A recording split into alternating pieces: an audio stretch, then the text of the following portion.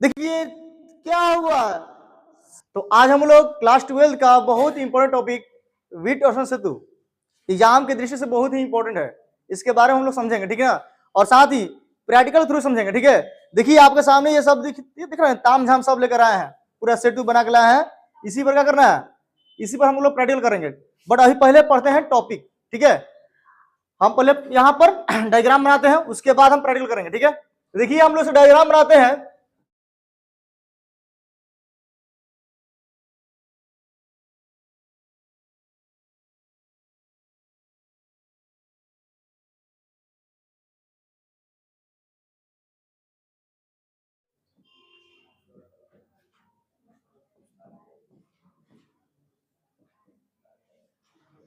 अब सुनो, यहां से क्या बहेगा, IG। यहाँ भी वोल्ट का बैटरी दे दीजिए, ठीक ना। ठीक, तो क्या की देखिए, वीट अश्वन सेतु क्या होता है, 4 चालक परतों से बना हुआ एक चतुर्भुज आकृति होता है, ठीक है, जिसके 2 सम्मुख बिंदुओं के बीच एक गैल्वेनोमीटर और अन्य 2 सम्मुख बिंदुओं के बीच भी वोल्ट को हम क्या करते हैं, भी वोल्ट के बैटरी को जोड़ देते हैं। देखिए ध्यान से देखिए, 2 सम्मुख बिंदु है ए और यहाँ डी के बीच में क्या जोड़े हैं, भी वोल्ट का बैटरी जोड़े हैं, ठीक है। और 2 सम्मुख बिंदुओं के बीच क्या जोड़े हैं, एक गैल्वेनोमीटर जोड़े हैं, जिससे IG विद्युत धारा प्रवाहित हो रही है। अब देखिए ए और बी के प्रतिरोध क्या है, P, B और D के प्रतिरोध क्या है, A और C के प्रतिरोध क्या है, R, और C और D के प्रतिरोध क्या है, S, ठीक है।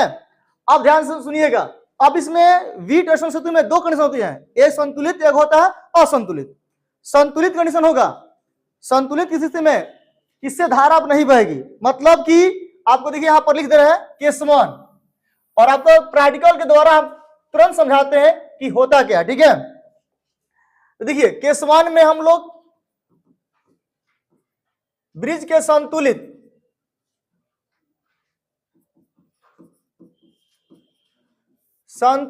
स्थिति में क्या, कौन सा, ये जो ब्रिज संतुलित रहेगा, तो संतुलित स्थिति में आपको गैल्वेनोमीटर से जो धारा बहेगी वो IG का मान क्या हो जाएगा, 0।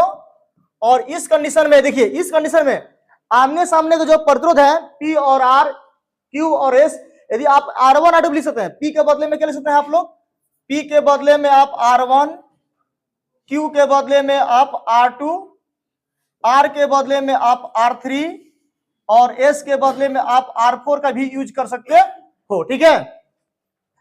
जब ब्रिज संतुलित रहेगा, इसका आपको दिखाएंगे प्रैक्टिकल से, पढ़ाएंगे नहीं केवल दिखाएंगे भी। तो ब्रिज संतुलित रहेगा तो क्या होगा, इससे धारा बहेगी नहीं, साथ में क्या होगा, P और ये देखिए दिख रहा है ना आमने सामने, ये जो समांतर क्रम में है इनका प्रतिरोध क्या होंगे, P बटा क्या होगा, R इक्वल क्या होगा, किसके रेशियो का इक्वल होगा, Q अपॉन S के क्या होगा, रेशियो क्या होंगे, आपस में क्या होंगे, इक्वल होंगे। P और R का रेशियो और Q और S का जो रेशियो होगा वो क्या आपस में क्या होंगे, इक्वल होंगे। और इस कंडीशन में क्या होगा, इस धारा पर बहेगी नहीं, हम बताएंगे आपको, ठीक है, अब दिखाएंगे। अब देखिए जब क्या होगा, केस 2, जब ब्रिज क्या होगा, संतुलित नहीं होगा, स्थिति में न हो, इस कंडीशन में क्या होगा, P upon R not equal to Q बटा क्या हो जाएगा, S हो जाएगा। इस कंडीशन में देखिए आपको दिखाएंगे, अभी दिखा रहे हैं, ठीक है। तो ध्यान देना कभी भी कि यदि वीट अश्वन ब्रिज ऐसा रहेगा और उसके कंडीशन में क्या होगा, 2 केस आएंगे, एक संतुलित और एक क्या होगा, असंतुलित। इसी को हम लोग क्या बोलते हैं, वीट अश्वन सेतु के संतुलन की स्थिति में आवश्यक शर्त भी इसको बोलते हैं, ठीक है। अब आपकी बात क्या होगी कि हम कैसे पता करेंगे, कैसे हम समझेंगे कि इससे जो करंट बह रही है क्यों नहीं बहती है। देखिए ध्यान से देखिए, जो गैल्वेनोमीटर यहाँ पर लगा हुआ है, गैल्वेनोमीटर काम क्या है, वह सूक्ष्म धारा को क्या करता है, वह मेजर कर लेगा, ठीक ना।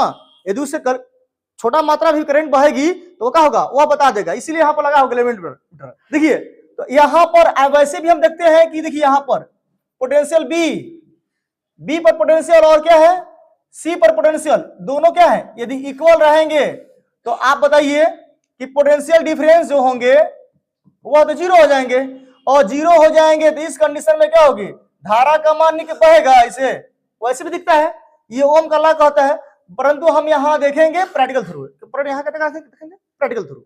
देखिए आपको 4 परतों से बना हुआ क्या है, चतुर्भुजा की आकृति है ना, देखिए यहाँ पर सेम है, यही चीज है। ये तो आपको परिपथ है, इसमें भी देखिए, इसमें परिपथ जो है ना, ये वाला ये परिपथ लगा हुआ, ठीक है। अब देखिए ध्यान से देखिएगा, देखिए यहाँ पर क्या है, तो ए और डी दो समुख बिंदु के बीच में क्या लगा हुआ है, V वोल्ट का बैटरी लगाया है, काहे करंट सप्लाई के लिए। यहाँ भी देखिए, यहाँ भी इसके बीच में क्या तार लगा हुआ है ना, ये क्या है, सप्लाई के लिए।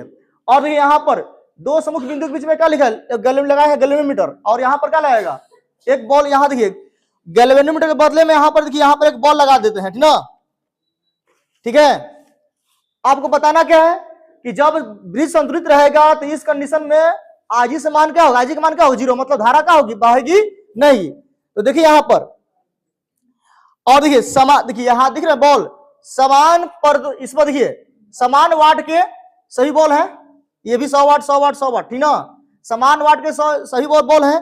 और वायर भी क्या लगा है, समान रेजिस्टेंस का बॉल, ये वायर भी लगा हुआ है, इसका प्रतिरोध भी क्या है, समान है। इस कंडीशन में क्या होगा, इससे धारा नहीं बने चाहिए, मतलब इस बॉल जलना नहीं चाहिए, ठीक ना। देखिए हम भी सप्लाई करते हैं, देखिए धारा सप्लाई करते हैं इसमें, देखिए करंट फ्लो करते हैं, तो देखिए चारों बॉल क्या हो गया, जल गया, मतलब ये बॉल जला, क्यों नहीं जला, क्योंकि इससे करंट का फ्लो नहीं हो रहा है, करंट फ्लो नहीं हो रहा है, क्योंकि ये व्हीटस्टोन सेतु के संतुलन स्थिति का पालन कर रहा है, मतलब R1T/R = Q/S, मतलब इसका रेजिस्टेंस और इसका प्रतिरोध दोनों के क्या है, अनुपात, इसका दोनों का अनुपात क्या है, सेम है, इसीलिए क्या हो रहा है, इससे करंट फ्लो नहीं हो रहा है, ठीक ना। वही देखिए इसको निकाल देता है, हम सप्लाई बंद किया क्योंकि बॉल हीट हो जा रहा है ना। देखिए अब करते हैं, तो तीनों बॉल जल गया, क्यों, ये तीनों बॉल क्यों जला, क्योंकि अब सीरीज में हो गया, क्योंकि अब क्या हो गया, सीरीज में हो गया, तो सीरीज में हो गया तो क्या सेम करंट मिल रहा है ना, तीनों एकदम समान रूप से जल रहे हैं। हो सकता है कि थोड़ा सा फ्लेक्स की वजह से आप लोग को दिक्कत कम होगा, ठीक ना। अब देखिए 1 मिनट, अब देखिए यहां पर इसका वाट और इसका वाट में क्या है, अंतर है, ये कम वाट का है, ये अधिक वाट का है, यहां भी क्या अधिक वाट का है, ये कम वाट का है। अब देखते हैं कि ये बॉल जलता है कि नहीं जलता है।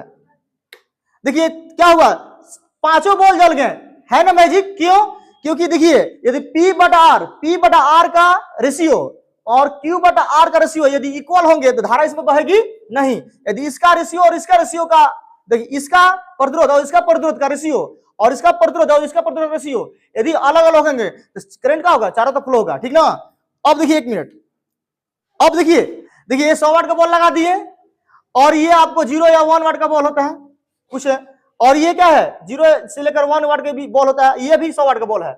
अब देखिए यहाँ देखिए ध्यान से देखिएगा, अब इस कंडीशन में इससे धारा बहेगी नहीं बहेगी, धारा बहेगी तो बॉल जलेगा, ये तो कंफर्म आप लोग हैं। तो देखिए अब इससे भी धारा नहीं बही। आप बोलेंगे सर कि जब जब दोनों बॉल यहां था तब फिर ये बॉल जल रहा था, बट अभी क्यों नहीं जल रहा है, क्योंकि देखिए ये P/Q इसका और इसका रेशियो, इसका रेशियो और इसका रेशियो क्या हो रहा है, सेम हो रहा है। मतलब मान लीजिए कि देखिए मैथ की एग्जांपल बता रहे हैं, मान लीजिए कि 1 है और इसका क्या है वाट है 100 है, और इसका मान लीजिए क्या है 1 वाट है, इसका मान लीजिए 1 वाट है और इसका भी 100 वाट है। तो अब देखिए इस कंडीशन में क्या हो रहा है, रेशियो इक्वल हो रहा है ना, इसलिए रेशियो क्या हो रहा है, इक्वल हो रहा है, धारा क्या होगी, इससे बहेगी नहीं। तो जब देखिए ध्यान से देखिए, जब इस कंडीशन में रेशियो क्या होंगे, इक्वल होंगे, इसका और इसका रेशियो इक्वल, इसका रेशियो सेम होंगे, तो करंट इससे फॉलो होंगे नहीं। तो आप विधो समझ गए होंगे व्हीटस्टोन सेतु का कि ये संतुलन स्थिति में कब कैसे कार्य करता है, और संतुलित नहीं होता तो कब कैसे कार्य करता है, ठीक है।